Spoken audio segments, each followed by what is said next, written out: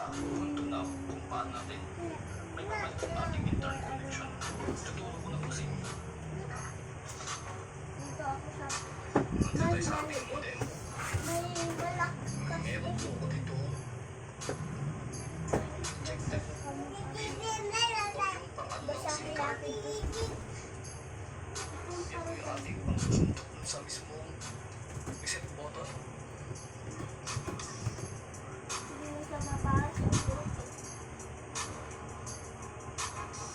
Dito sabi ni isang Okay, pag pinis mo siya guys, pinutin mo ulit. sumisigaw sa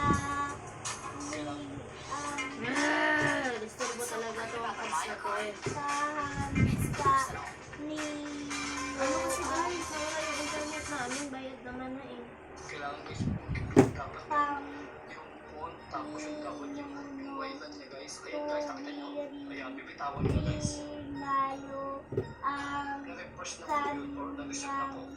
mga Subukan ko nga. inadas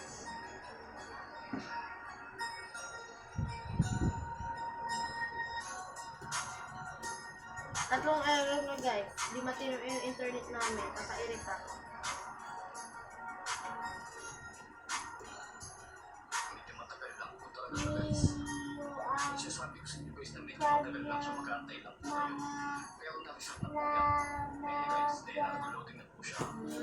nabibala Sa gilid. Okay, check na po natin kung may interconnection na tayo. kami layo ang damit ni Ayan guys, may Yuna naman tayo internet at connection. balat ang kanyang pamikaanga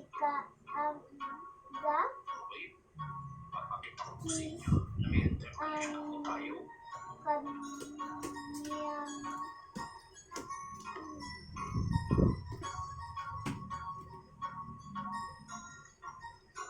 Ayan guys, may interconnection na. Baka ano to. Baka ito lang din problema. Try ko nga itong ano lente natin. Ayan guys, nawala na lang po tayo ng internet. Ayos talaga kasi di na gumagana yung TV namin. Loading lang. Sa cellphone, oo. Okay,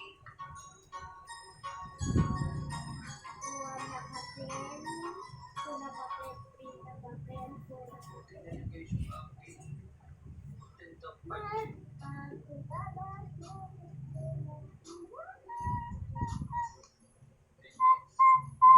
Pag maingay na, ayusin ko yung ano namin. Internet. Paayos mo ma? Itutulong sa inyo guys kung paano natin Yay, paayos si mama. Yay. Ayan guys. Okay. Wala natin to. Sabihin ko sa inyo kung paano may balik yung internet connection. Ang mga kaibigan, pagmahalap sa Yan ako muna guys. Ayusin muna natin. Sa isang cellphone guys.